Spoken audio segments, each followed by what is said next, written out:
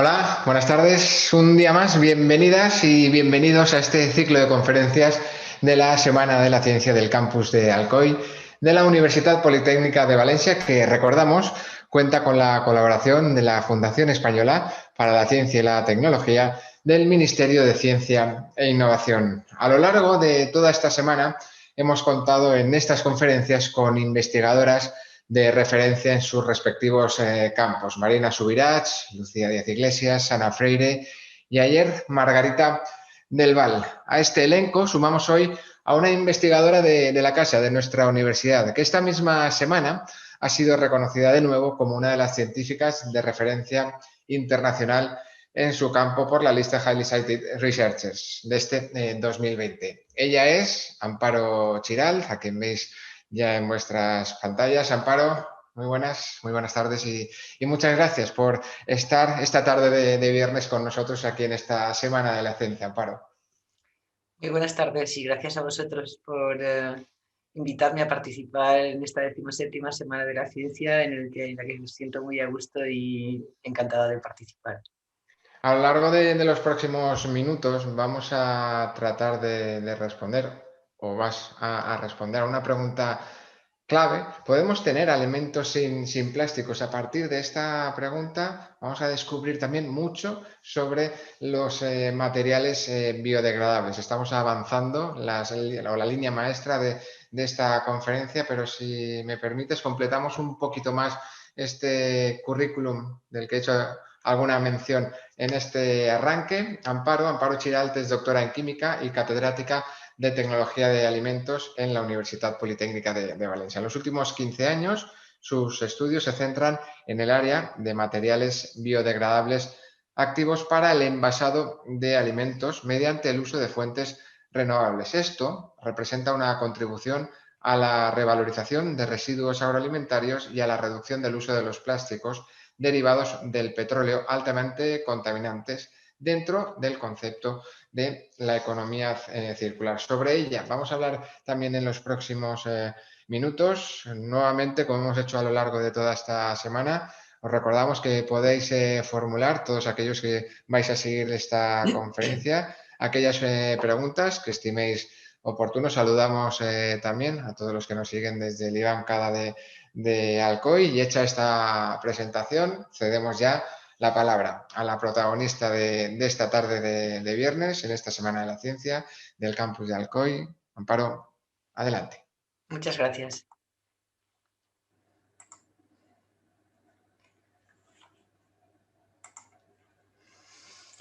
Bueno, pues en primer lugar quiero agradecer la invitación para participar en este acto de la 17ª Semana de la Ciencia y bueno, pues voy a presentar mi tema, materiales biodegradables activos para el envasado de alimentos, en el que estamos investigando en mi grupo de investigación en el Instituto de Ingeniería de Alimentos para el Desarrollo de la UPV.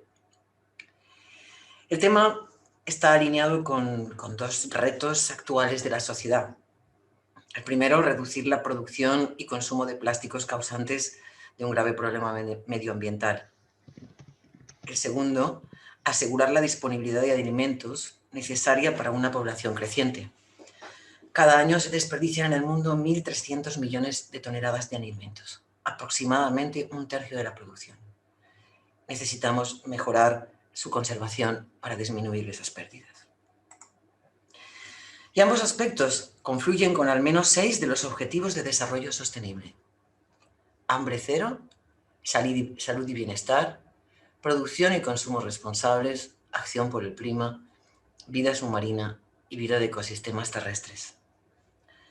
Los dos primeros, está claro que necesitamos producir alimentos y además no solo producir, sino conservarlos mejor para tener alimentos más seguros, para minimizar el hambre en el mundo, para alimentar a toda la población mundial y para tener una salud y bienestar asociados con una buena alimentación. Los 4 últimos están muy afectados por la producción y consumo de plásticos. Bien, pues tengo que decir que uno de los factores importantes para asegurar la disponibilidad de alimentos es promover su conservación y el incremento de su vida útil. Y el envasado es una de las principales estrategias de conservación. De hecho, una de las causas del desperdicio de alimentos en los países en desarrollo es la falta de soluciones de envasado y transporte adecuadas para mantener la calidad y frescura de los productos durante el periodo que va de la producción al consumo. En Europa solo se desperdicia un 3% de la producción, pero en los países en desarrollo se desperdicia un 40%. Hay otros focos de desperdicio de alimentos, como es la cadena de distribución e incluso a nivel doméstico, pero en la producción tenemos unas grandes pérdidas. ¿Y cuándo empieza el envasado de los alimentos? Pues empieza en 1810 con Nicolas Appert, que era un cocinero y confitero francés, que fue el primero en crear una fábrica de alimentos de envasado con tratamiento térmico. Y esto lo hizo con el dinero que recibió de un premio convocado por el Estado para garantizar el suministro de comida en buen estado a los soldados napoleónicos. El proceso de envasado con tratamiento térmico fue gradualmente puesto en práctica en otros países utilizando diferentes materiales, principalmente latas metálicas. Y es que el tratamiento térmico del envase cerrado por encima de 120 grados destruye los microorganismos presentes y la actividad enzimática, que son los causantes del deterioro de los alimentos. Y además el envase cerrado garantiza que el producto no se recontamine y lo protege de la oxidación y de daños físicos, confiriéndole estabilidad por tiempos muy largos. Son las conservas que todos conocemos. Con la aparición de los plásticos, hace solo unos 100 años, su utilización como materiales de envase se ha ido incrementando exponencialmente. Los envases de plásticos, obtenidos con polímeros, ofrecen soluciones para la conservación de alimentos en fresco, sin procesado térmico. Por ejemplo, se puede alargar la fecha de caducidad de una carne en 5 o 10 días o más si se utilizan soluciones avanzadas de envasado en plástico. Y esta cuestión cobra especial importancia con el actual modo de vida, donde tenemos poco tiempo para comprar o para cocinar, y queremos que los productos nos duren muchos días, y también con las preferencias actuales del consumidor hacia alimentos no procesados térmicamente que mantengan sus cualidades de frescura, su sabor, su aroma característico y, por supuesto, que sean seguros, libres de microorganismos patógenos o aditivos conservantes que puedan ser nocivos. Los plásticos ofrecen grandes ventajas para el envasado, porque el plástico es un material ligero, buen aislante y relativamente barato. Tiene propiedades funcionales adecuadas para el envasado, como una buena capacidad de barrera al vapor de agua, impidiendo que los productos se sequen o se humecten, y esto es muy importante para alimentos. Tiene una buena resistencia mecánica con una amplia gama de propiedades. Tenemos plásticos rígidos, flexibles, más o menos extensibles o resistentes. Son termosellables y versátiles también en sus propiedades ópticas. Pueden ser transparentes, opacos, incoloros, coloreados. Y son fáciles de imprimir, permitiendo el grabado de la información relevante para la comercialización del producto y para el consumidor. Y aunque tienen una capacidad limitada como barrera al oxígeno, que causa oxidaciones y deterioro oxidativo en los alimentos, el desarrollo de laminados con otros materiales, como el aluminio u otras capas impermeables, permite resolver esta carencia. Y así hemos llegado al punto en el que el 40% de los materiales de envasado son plásticos rígidos o flexibles. Y estamos en unos niveles de producción del orden de casi 350 millones de toneladas por año, ¿no? Con un crecimiento anual del 5%.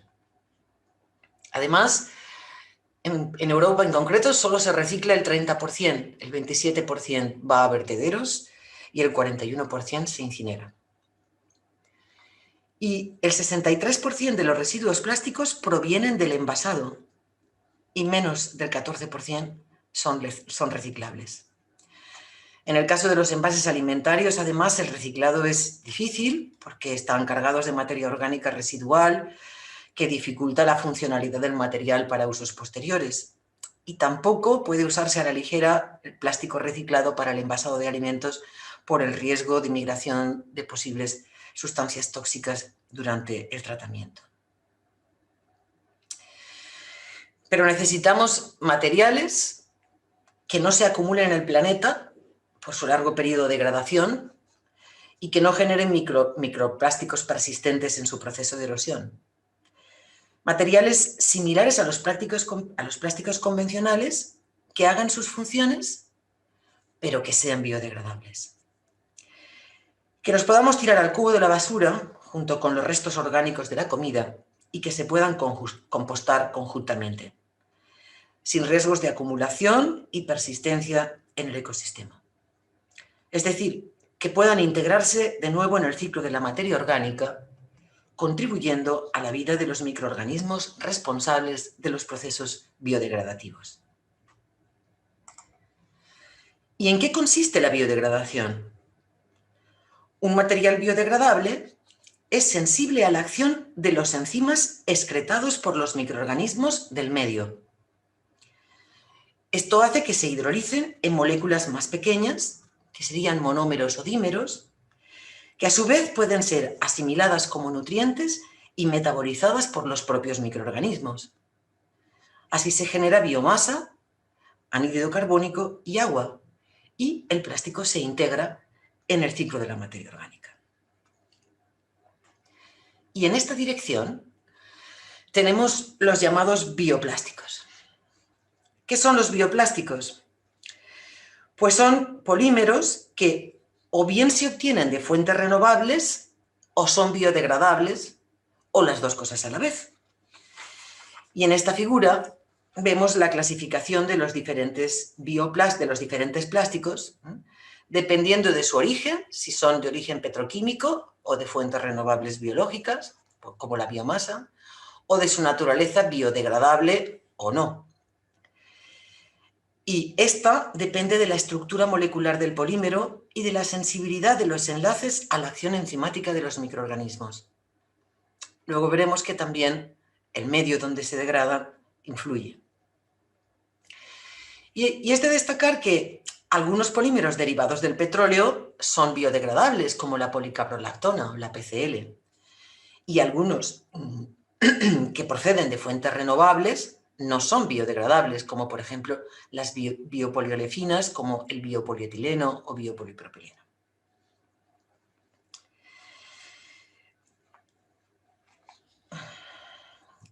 Evidentemente, los materiales que más nos interesan son aquellos que reúnen las dos condiciones, que provienen de fuentes renovables y que además son biodegradables porque encajan en el concepto de sostenibilidad y economía circular.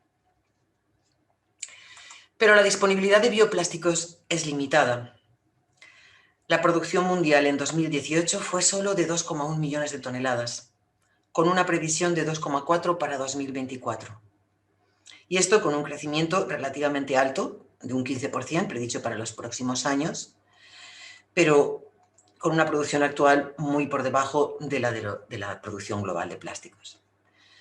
Y los costes de producción son más elevados.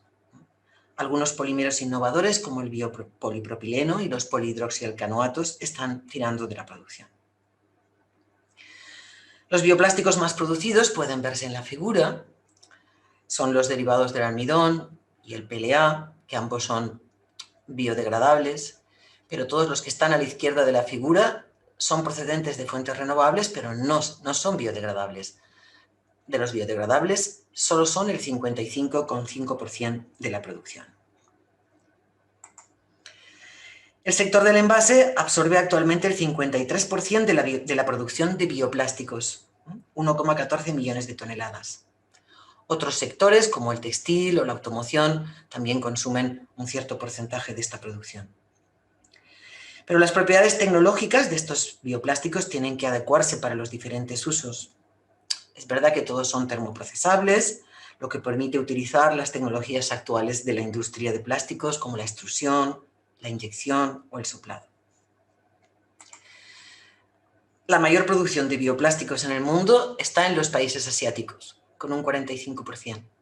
Y le siguen Europa, Norteamérica y Sudamérica.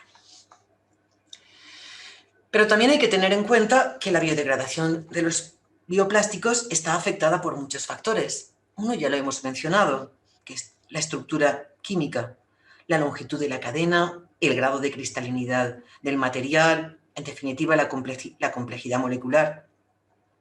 Pero hay otros factores que son estrictamente dependientes del medio en el que tiene lugar la degradación, del pH, de la humedad, de la temperatura y de la población microbiana presente, es decir, de la cantidad y diversidad de microorganismos que tenemos en el medio.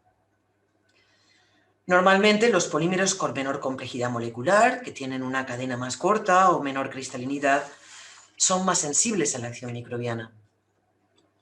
En esta figura se muestra la biodegradabilidad potencial de algunos bioplásticos dependiendo del entorno, en entorno de compostaje, en el suelo o en el agua marina.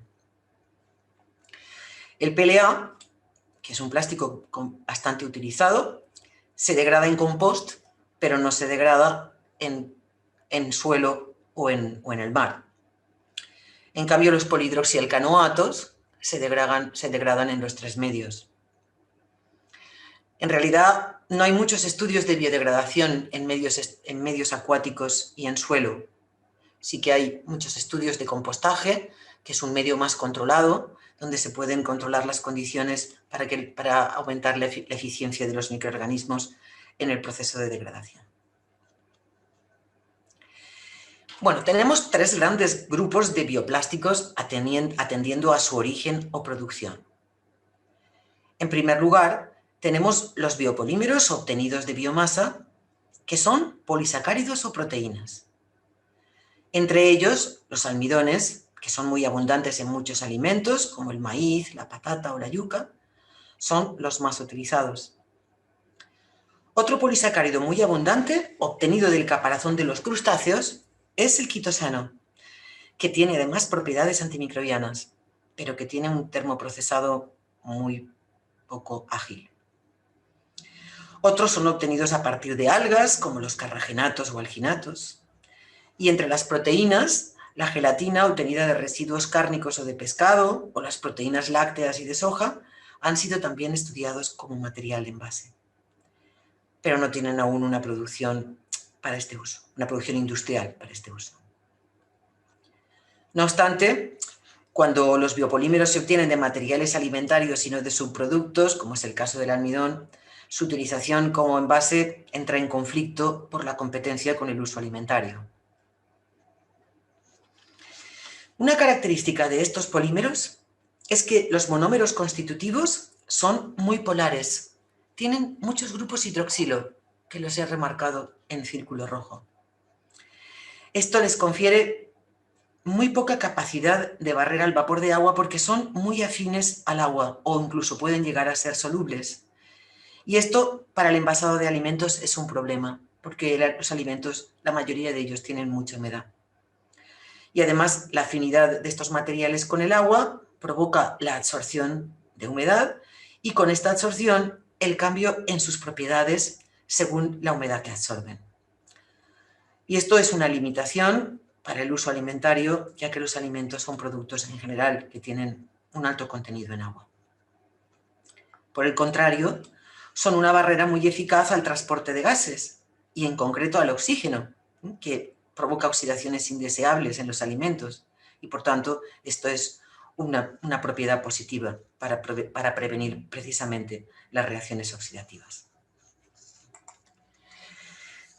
Tenemos otro grupo que son obtenidos por síntesis a partir de monómeros que pueden ser fuentes renovables como el almidón o la caña de azúcar o el azúcar de caña, perdón, o el ácido, entre los que se encuentra, por ejemplo, el ácido poliláctico, el PLA, pero también puede ser monómeros de origen petroquímico, como es el caso de la policaprolactona. Este grupo no son afines al agua, son poliésteres hidrofóbicos. No tienen grupos OH en la cadena y son muy poco sensibles a la humedad y por tanto tienen un alto poder de barrera al vapor de agua, lo cual es positivo para el envasado de alimentos porque evita el secado o la humectación de los productos secos. Por contra, son más permeables al oxígeno y por tanto menos protectores frente a las oxidaciones. El tercer grupo corresponde a los obtenidos biotecnológicamente. Esto a partir de cultivos de microorganismos que sintetizan los biopolímeros alimentándose de otros nutrientes. En este grupo se encuentran algunos polisacáridos que son similares a los del primer grupo, los obtenidos de biomasa, como es el caso de la goma de xantán, el gelano o el purulano, pero también pueden obtenerse poliésteres por esta vía. Dentro de esta familia están los llamados polihidroxialcanoatos, con propiedades muy diferentes dependiendo de la longitud de la cadena hidrocarbonada, que son este CH2 que marcamos aquí. Uno de los más prometedores de esta familia es el PHBV, cuyo proceso de biosíntesis y extracción está siendo muy estudiado para su optimización. Las bacterias utilizadas para su biosíntesis pueden alimentarse además de residuos alimentarios, lo que contribuye al aprovechamiento de estos residuos. Por tanto, tenemos bioplásticos con propiedades diferentes que pueden además modularse mediante la incorporación, por ejemplo, de materiales de relleno, como pueden ser partículas de celulosa o arcillas, y compuestos plastificantes, o mediante sus mezclas, utilizando compatibilizadores, lo cual ofrece una amplia gama de propiedades y aplicaciones. Pero los costes de producción son todavía mayores que los de los plásticos convencionales y hay que hacer estudios para adecuar sus propiedades funcionales a los diferentes usos.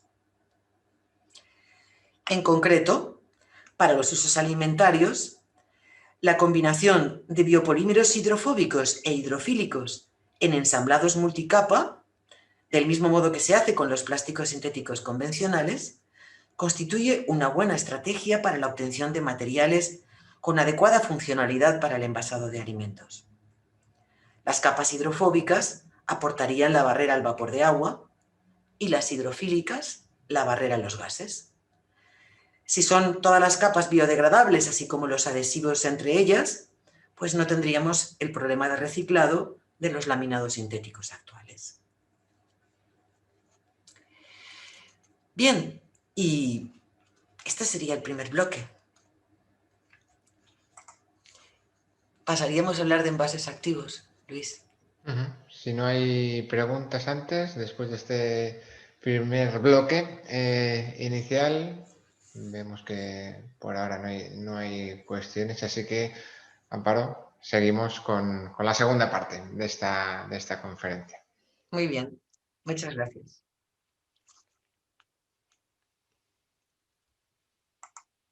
Tengo que volver a compartir, pero...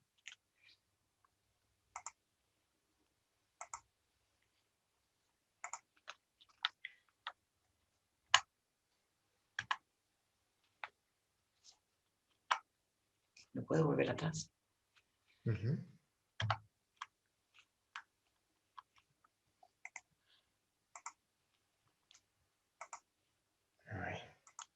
Perdón, porque se pasó una diapositiva y no podía volver atrás. Sin problemas.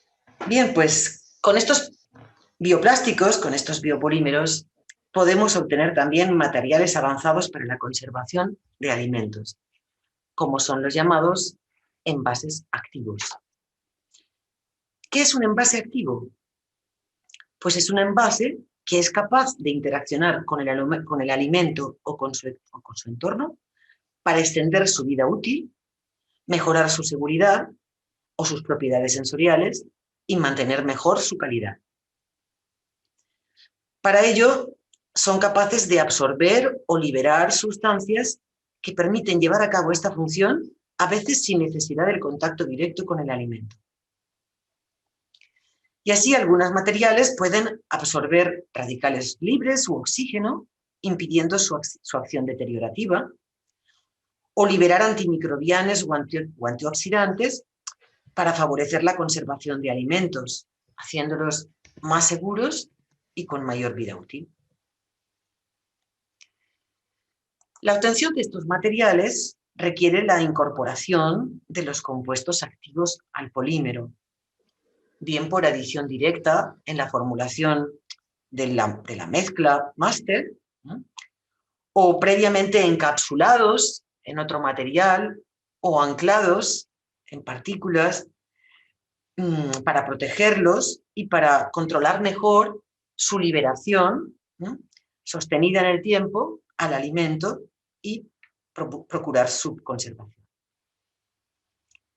Esta liberación depende del tipo de sustrato alimentario, porque tenemos alimentos muy diferentes, pueden ser sólidos, líquidos, acuosos, grasos, húmedos, secos, y su comportamiento en cuanto a sus interacciones con el envase cambian. Y también depende de las interacciones entre las moléculas del compuesto activo y las del material de envase. El tema de la liberación es un tema complejo y que afecta mucho a la efectividad del material.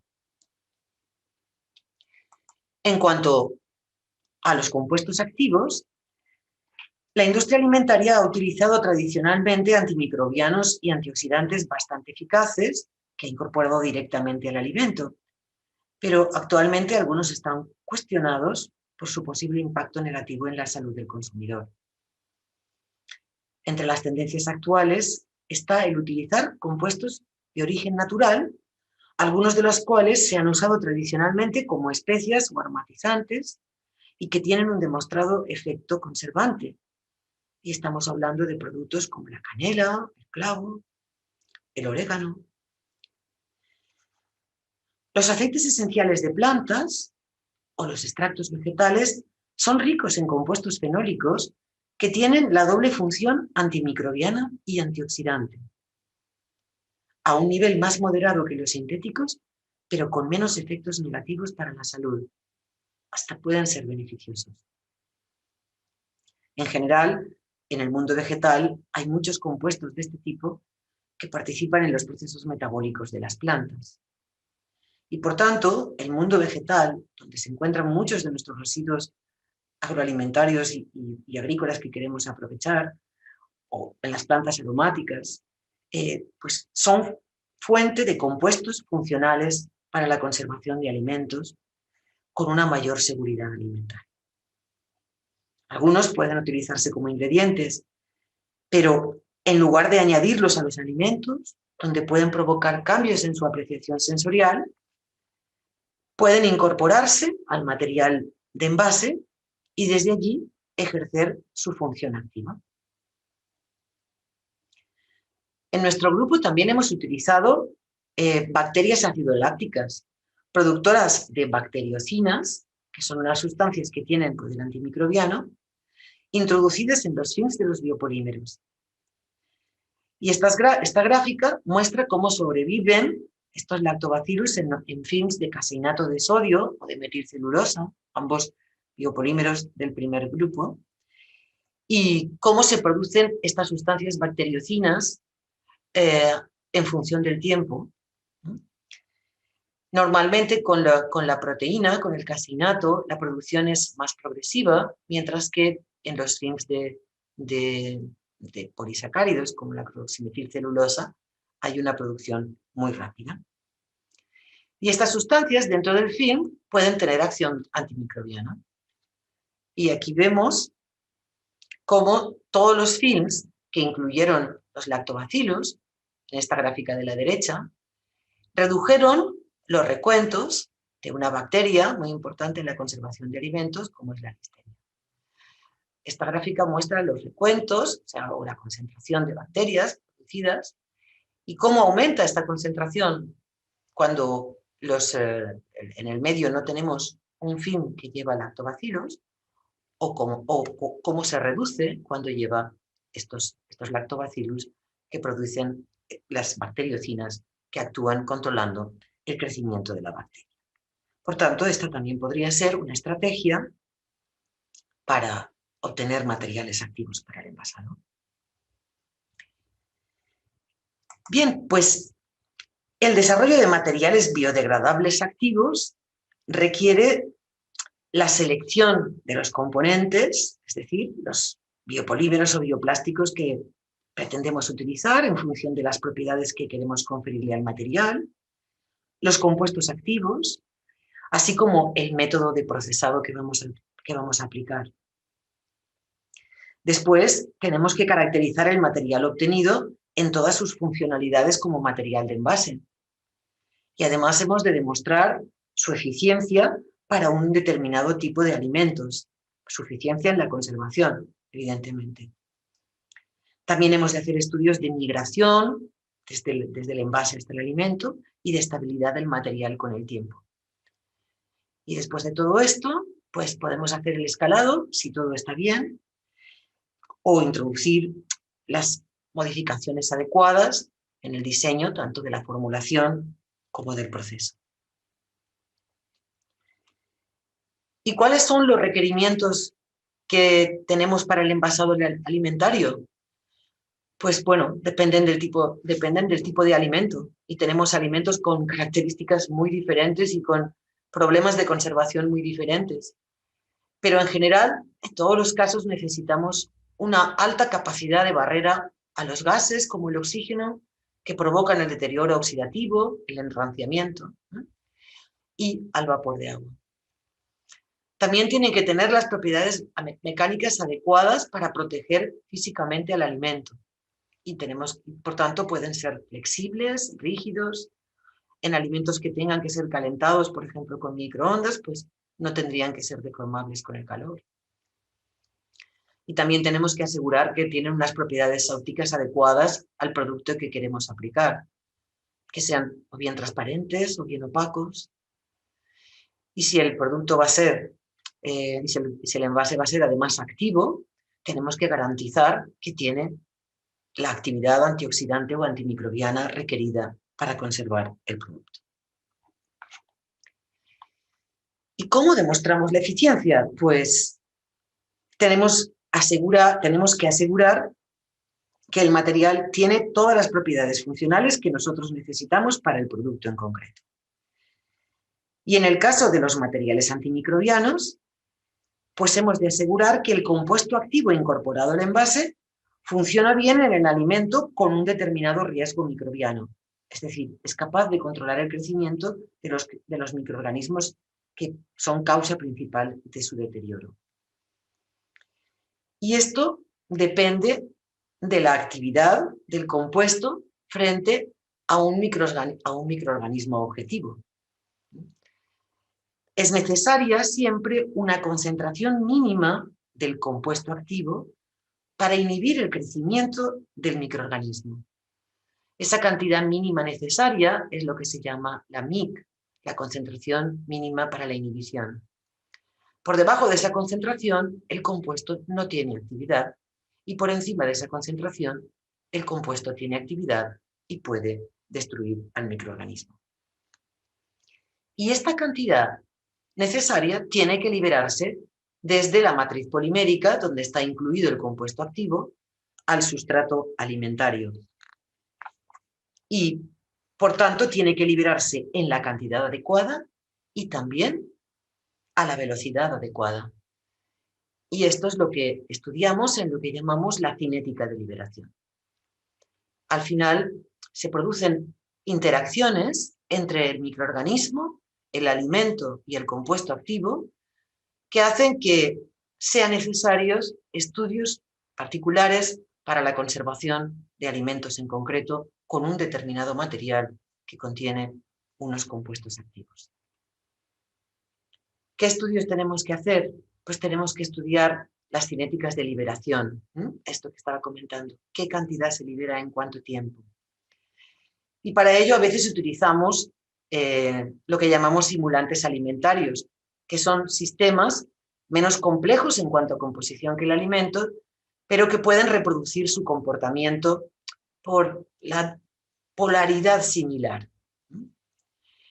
También tenemos que hacer test de validación antimicrobiana in vitro y también en los alimentos reales donde van a ser aplicados los envases. Y finalmente, tenemos que envasar los productos y caracterizar de manera efectiva su vida útil y su calidad durante el tiempo. Y para mostraros esto os voy a comentar un caso de desarrollo en nuestro laboratorio. Fabricamos films flexibles de este PHBV, que es el polihidroxibutirato valerato, que es un poliéster biodegradable obtenido a partir de microorganismos. Y le incorporamos dos compuestos que son los compuestos mayoritarios de los aceites esenciales, del aceite esencial de orégano y del aceite esencial de clavo. Los incorporamos por pulverización entre las capas y caracterizamos los materiales. En la foto de abajo veis imágenes de la microestructura de los films obtenidas por microscopio para ver que realmente la incorporación de estos compuestos o de los aceites esenciales completos no modificó tanto la microestructura. Después analizamos el efecto que tenía la incorporación de estos compuestos activos en las propiedades de los films. ¿En qué propiedades?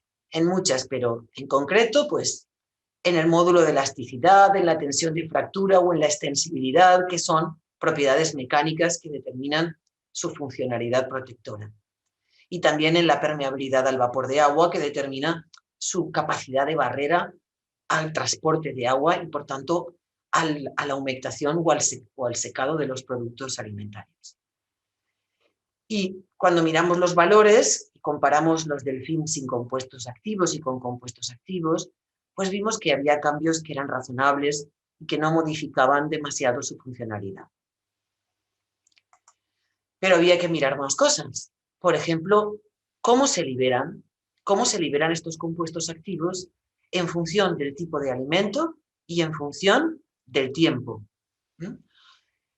Y bueno, estas curvas que veis aquí son las curvas típicas que obtenemos, que representan la cantidad de compuesto activo liberado en función del tiempo en relación a la cantidad máxima que se libera cuando ya se alcanza el equilibrio y ya no se libera más. Y estas curvas son para el carbacrol y para el eugenol, y además en 4 tipos de alimentos diferentes representados por 4 simulantes. El A es un alimento eso representaría un alimento con mucha agua, muy polar, y el D, pues un alimento más graso, con muy poca agua, y el B y el D1, situaciones intermedias.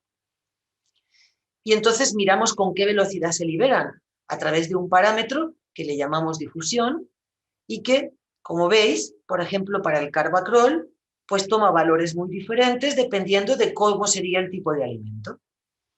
Se liberaría más rápido en un alimento del tipo B y mucho más lento en un alimento del tipo D2. Pero además, ¿cuánto se libera? Bueno, pues el porcentaje de la cantidad que el film llevaba, que se libera, no es igual en todos los casos. Para algunos productos se libera una mayor cantidad y para otros se libera menor cantidad. Y tanto la velocidad con que se libera como la cantidad total que se libera pueden afectar a su acción antimicrobiana. Porque si no se libera suficiente cantidad y en el tiempo adecuado, no será efectivo para controlar el crecimiento de los microorganismos. Con estos estudios podemos predecir la concentración que tendremos del compuesto activo en un determinado tipo de alimento, A, B o D, en función del tiempo, y ver si esas concentraciones están en el intervalo de las concentraciones necesarias para inhibir el crecimiento de los microorganismos que puedan estar presentes. Aquí vemos que con un tiempo razonable, que son de horas, se alcanzan estos niveles que se representan en la franja gris para el carbacrol en todos los tipos de alimentos. Pero hay otra cuestión, y es que el compuesto activo, cuando se libera a la superficie del alimento, se encuentra con una matriz nutriente que puede reforzarlo y hacerlo más resistente a los compuestos antimicrobianos. Y por tanto tenemos que comprobar en alimentos reales cómo funciona su actividad antimicrobiana. Entonces hacemos test microbianos en los que inoculamos un material, por ejemplo, un filete de pechuga de pollo, como como el que se ha utilizado para este experimento que estoy mostrando aquí. Incorporamos una determinada cantidad de bacterias que queremos ver cómo les afecta y vemos cómo crecen. Y estas barras que veis aquí lo que representan es lo que han crecido durante 6 días a 10 grados, que serían unas condiciones de almacenamiento normal en refrigeración. Bueno, pues y aquí tenemos lo que han crecido para cada uno de los films con los distintos compuestos activos y sin compuesto activo, que sería el PHBV solo o el control. Y lo que vemos es que las barras toman diferente altura, indicando que los microorganismos crecen en diferente medida dependiendo de en qué material ha sido envasado. Y esto lo vemos para una bacteria, que es de las llamadas gram positiva, la Listeria inocua, o para el E. coli. Y luego miramos a ver, cuantificamos cuánto el material de envase ha inhibido el crecimiento de los microorganismos. Y para que se produzca una inhibición que sea significativa y que nos diga que es efectivo, necesitamos encontrarlos con valores de inhibición del orden de 2 o superiores. Y aquí vemos los valores de reducción en el crecimiento microbiano que obtenemos para el carbacrol y para el eugenol, incluidos en la matriz de PHBV. Y además en contacto con diferentes productos, con un medio de cultivo como el agar, con queso fresco, con pollo en filetes, con calabaza o melón cortados. Y vemos que la capacidad antimicrobiana es diferente, porque, por ejemplo, los films con carbacrol inhibieron el crecimiento de listeria en un medio de cultivo, pero no inhibieron el crecimiento de listeria en ninguno de los productos alimentarios. Sin embargo, sí que inhibieron de manera significativa el crecimiento de E. coli en queso fresco y en calabaza cortada. Y a la derecha vemos los resultados con el eugenol.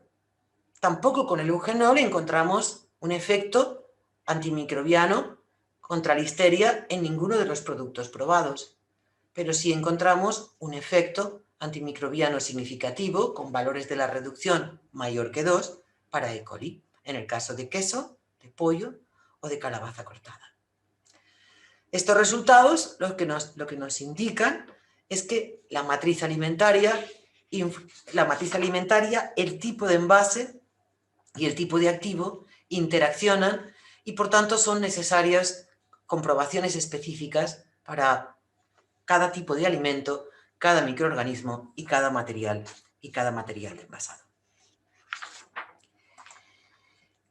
Aquí vemos también los resultados para otro envase activo.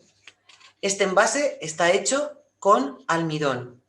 Almidón al que se le ha incorporado el ácido ferúlico o ácido cinámico, que son compuestos fenólicos que están habitualmente presentes en muchos residuos agroalimentarios en distintas concentraciones, al 2 y el 3%.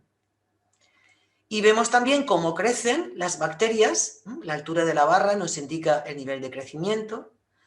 Cuando no hay compuesto activo en el material de envase, que sería la barra S, o cuando tenemos estos compuestos activos en diferentes concentraciones. Y concretamente, en este caso de la pechuga de pollo, vemos que el E. coli se reduce en más de 2 unidades logarítmicas y por tanto de manera significativa y por tanto tiene una buena capacidad antimicrobiana. Y también observamos lo mismo en listeria. Este material de almidón con ácido esferúlico cinámico permite un buen control del crecimiento de la listeria en pechuga de pollo. Y también podemos encontrar actividad antioxidante en muchos de estos compuestos fenólicos que utilizamos para preparar los materiales activos. Y aquí vemos el resultado con una bolsa biodegradable de almidón y PLA, con o sin extracto acuoso de cascarilla de arroz, que es un subproducto alimentario y que contiene un alto contenido en fenoles. Y aquí representamos cómo se oxida el aceite de girasol cuando está envasado en bolsas de almidón PLA con o sin ese extracto fenólico de la cascarilla de arroz. Y podemos ver cómo la oxidación crece, la velocidad de formación de peróxidos y por tanto la oxidación del aceite se hace más rápida cuando no tenemos extracto en el envase plástico de almidón PLA. Y cuando le ponemos el extracto con los polifenoles antioxidantes, la oxidación crece de forma muy lenta, permitiendo alargar la vida útil del aceite, previniendo de su oxidación en ese envase. Y aquí muestro otro ejemplo. Cómo podemos alargar la vida útil de salmón marinado utilizando films de almidón oxidado gelatina con un antimicrobiano natural, que es el LAE.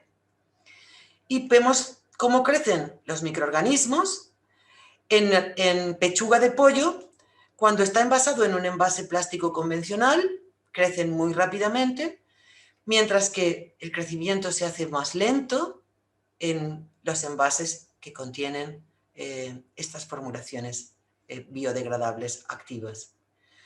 Fijaros que si este es el límite que admitimos para el crecimiento microbiano, para que el alimento sea seguro, la vida útil del producto pasa de 20 días en un envase plástico convencional a más de 40 días en estos envases activos biodegradables.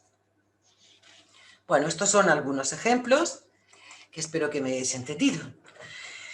Y en conclusión, el futuro del envasado de alimentos debe contemplar la sostenibilidad de la producción y la conservación de nuestro planeta mediante el uso de fuentes renovables para la producción de materiales de envase biodegradables que se integren en el ciclo de la materia orgánica, contribuyendo a la producción de biomasa, que a su vez sea la fuente de nuevos materiales, obtenidos por modificación química o por biosíntesis.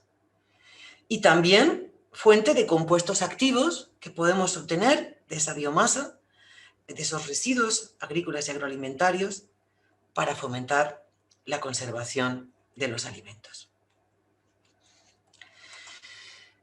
Solo con investigación podemos llegar a este punto, porque necesitamos identificar fuentes y procesos adecuados para una producción de biopolímeros renovables y biodegradables adecuada para las necesidades actuales, con estudios de biodegradabilidad y ecotoxicidad de estos materiales en diferentes medios terrestres y marinos que aseguren su iniquidad para los ecosistemas. Y además necesitamos reutilizar y valorizar los residuos vegetales y alimentarios para la obtención de biomateriales poliméricos y compuestos activos útiles para el envasado desde una perspectiva sostenible. Y necesitamos desarrollar materiales avanzados con funciones adecuadas para conservar diferentes tipos de alimentos, contribuyendo así a reducir las pérdidas y asegurar la disponibilidad de alimentos seguros para toda la población. Y todo esto requiere una apuesta firme de los gobiernos y las empresas para garantizar la financiación de estos estudios y de estos desarrollos. Nuestro legado para las generaciones futuras debe ser un planeta limpio, donde la alimentación y el bienestar estén asegurados para todos. Muchas gracias. Y en ese legado tiene mucho que aportar la investigación, como has expuesto, Amparo. Sí que hay preguntas ahora, después formularé alguna más. La primera de ellas, Amparo, nos la formula a Rosa Bercher. Plantea si residuos tipo alpechín, rico en polifenoles, podría utilizarse como aditivo en plásticos. Bueno, yo creo que el alpechín es uno de los residuos que causa más problemas y que sería objeto de estudios para intentar aprovecharlo al máximo. Poder aprovechar los compuestos activos que lleva y poder valorizar un producto que se produce en una cantidad muy importante y que efectivamente, pues directamente el alpechín para incorporarlo no está claro, pero lo que hay es que utilizar también, hay que pensar en el concepto de las biorefinerías, ¿no? en el cual, a partir de un residuo, nosotros podemos obtener productos de alto valor, a lo mejor en pequeñas cantidades, y productos de menor valor, como puede ser, por ejemplo, el biocombustible, de manera que se compensan los beneficios de una parte y de otra, y se puede diseñar procesos que permitan un aprovechamiento óptimo de estos productos. Y en esta línea hemos de trabajar mucho porque es evidente que no podemos permitirnos el lujo de desaprovechar los residuos agrícolas y agroalimentarios. Tenemos que utilizarlos para obtener compuestos que se puedan comer también, porque muchos de los compuestos que llevan son muy interesantes desde el punto de vista nutricional, pero además, sino para otros usos donde pueden tener un alto valor. Ese aprovechamiento es esa clave de la economía circular, Amparo. Uh-huh.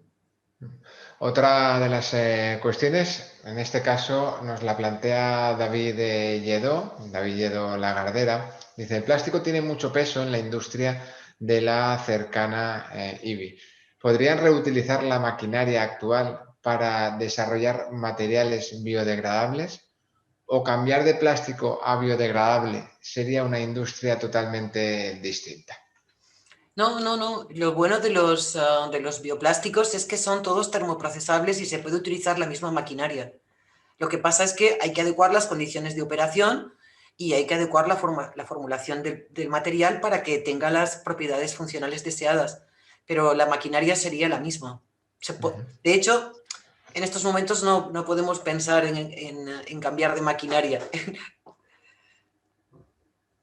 Amadeo Laliga Bernabéu es quien plantea ahora una pregunta más. ¿Bioplásticos? Por supuesto que sí, afirma, pero comparado con la ingente cantidad de plástico que se utiliza, es ínfima su proporción. Problema, el económico, afirma.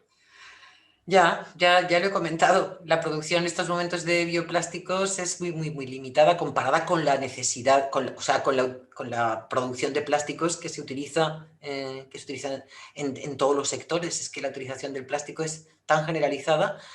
Pero bueno, por eso he dicho que necesitamos más fuentes de bioplásticos. Y yo creo que en ese sentido la biotecnología ofrece muchas posibilidades. Muchas posibilidades porque se pueden producir plásticos a partir de microorganismos controlando las condiciones y además los microorganismos pueden también utilizar residuos agroalimentarios para nutrirse y producir esos plásticos. Entonces, ese tema se está trabajando mucho y yo creo que, por ejemplo, el PHPV, que es uno de los plásticos de los bioplásticos que se obtiene por fermentación, es uno de los que tendrá más mercado en relativamente poco tiempo. Pero claro, son materiales que aparecen y que hay que modular en sus propiedades para que sean adecuados para diferentes aplicaciones. Hay mucho que hacer. Evidentemente, en estos momentos, y para atajar el problema desde diferentes frentes, no podemos pensar solamente en el uso de materiales biodegradables, que no tenemos tantos. Tenemos que pensar también en reciclar, en el reciclado. O sea, esto hay que abordarlo desde diferentes estrategias, desde diferentes puntos de vista, para poder minimizar en el mínimo tiempo posible el consumo masivo de materiales plásticos. Y entonces hay que pensar en todas las posibilidades posibles. Claro. Raúl Lluís Moltó y Molina dice, en la misma línea, ¿es posible equiparar el coste con los plásticos convencionales? Economía de escala. Dice. ¿Es posible que, perdón? ¿Es posible equiparar el coste con los plásticos convencionales? El coste de los bioplásticos. A ver, mientras la escala de producción sea la que es y mientras no se optimicen las cosas, no, o sea, al final todo es un problema de escala. A veces uno se pregunta cómo puede producirse 1 kilo de polietileno baratísimo al precio que se produce con todo lo que lleva. Pero al final es un problema de escala y de optimización de procesos. Y esto pues lleva su tiempo y lleva sus investigaciones y su desarrollo. En estos momentos no es posible. En estos momentos el coste de los bioplásticos es mucho más alto que el de los plásticos. Objetivo 2030. Bueno, desde el IBAM CADA, Rosa Bercher dice, un objetivo europeo era en 2030 cero residuos plásticos. ¿Cree que se podrá cumplir? Pues me gustaría decir que sí, pero no lo creo. Queda mucho por hacer. Tendríamos que ir muy rápidos en muchas cosas y no veo que las cosas puedan ir tan rápidas. Pero bueno, está bien marcar un objetivo aunque no se cubra al 100%. ¿Y en ese ir rápido cuál es la clave, Amparo? Pues en ese ir rápido la clave es la apuesta de la investigación y también la apuesta de las empresas. Yo creo que el sector del plástico y las empresas fabricantes de plásticos también tendrían que apostar por investigar y desarrollar en esa dirección, ¿no? Dice Rosa Bercher que comparte la opinión, que escepticismo de cara a que se cumpla en ese año 2030. Ojalá fuera así. Si cumplimos un porcentaje del objetivo, pues algo será, por lo menos hay que proponérselo. Y comentábamos también en la entrevista, como hemos hecho en las otras conferencias, en las entrevistas previas que realizábamos a las protagonistas de estas conferencias, nos íbamos hacia un enfoque más del día a día. Yo planteaba cuándo podremos ver de forma masiva, o más que ahora, desde luego, bioplásticos en los lineales de los supermercados, Amparo. Algunos hay. Algunos hay ya, efectivamente. Pero para verlos de forma masiva tendríamos que estar cubriendo el objetivo que acabamos de hablar. De ese 2030, ¿no? Claro, efectivamente. Por tanto, los grandes retos para grupos de investigación como vosotros, las necesidades, hay una de inversión y de colaboración privada. Lo acabas de comentar, pero el gran reto desde los laboratorios, Amparo, ¿cuál sería? El gran reto de los laboratorios. Para esos bioplásticos, teniendo dinero, teniendo esa colaboración, pongamos ese escenario ideal. Pues trabajar y desarrollar el máximo número de productos con la mejor adecuación porque es un problema complejo. A ver, si además queremos que el material tenga actividad, y esto es algo que es interesante, porque si el bioplástico es caro, pero le damos una funcionalidad adicional que es que sea muy buen conservante porque le introducimos componentes que favorecen esa acción, pues es una manera de... Deja de ser tan caro. Deja de ser tan caro, efectivamente. Deja de ser tan caro. Y yo creo que ese es un aspecto muy importante. O sea, trabajamos con materiales que son más caros, pero somos capaces de darles funcionalidades adicionales, con lo cual el coste queda equilibrado. Hablábamos de retos en el laboratorio. En este caso, Juan Ignacio Torregrosa te plantea cuál es tu próximo reto en investigación, Amparo. Mi próximo reto en investigación es encontrar una empresa que ponga en valor todo esto que estamos las cosas que hacemos. Ese sería no sé si mi reto, pero sí mi ilusión. Eso es uno de los grandes retos e ilusiones de la investigación, que se acabe o se reduzca esa brecha entre... Esa brecha y que podamos ver en la realidad, porque los laboratorios no se llega al mercado, desde los laboratorios no se llega al mercado directamente. Hay que pasar por la empresa. Se da el primer paso.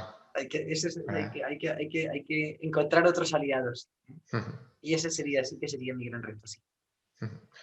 Pues si no hay más preguntas, recordamos, lo estáis poniendo, lo podéis ver también En el chat podéis ver la entrevista a la que hacíamos alusión anteriormente en el canal de YouTube de esta semana de la ciencia. También en ese canal podéis ver el resto de entrevistas y las conferencias que a lo largo de esta semana hemos venido ofreciendo en esta Semana de la Ciencia del campus de Alcoy. La próxima cita será ya el próximo lunes, 23 de noviembre, a partir de las 6:30. La protagonista en este caso será Lucía Rodríguez, que nos aportará claves para comunicar estilos de vida y revolución social media. Una conferencia con la colaboración de Inescope. Esto será, como os decimos, el lunes a partir de las 6:30. Hoy la protagonista ha sido Amparo Chiralt, a quien volvemos a agradecer su participación en esta Semana de la Ciencia y con quien seguiremos hablando de ese presente y futuro de los bioplásticos en nuevas actividades de divulgación de la ciencia, de acercamiento de la ciencia a la sociedad, que es el objetivo de esta Semana del Campus de Alcoy. Amparo, muchas gracias de nuevo. Muchas gracias a vosotros, ha sido un placer. Y por nuestra parte, volver a agradeceros a todos los que habéis estado ahí detrás, escuchando a esta catedrática de la Universidad Politécnica de Valencia, y os animamos a esa próxima conferencia del lunes 23 a partir de las 6:30. Hasta entonces, sed felices y muy buen fin de semana.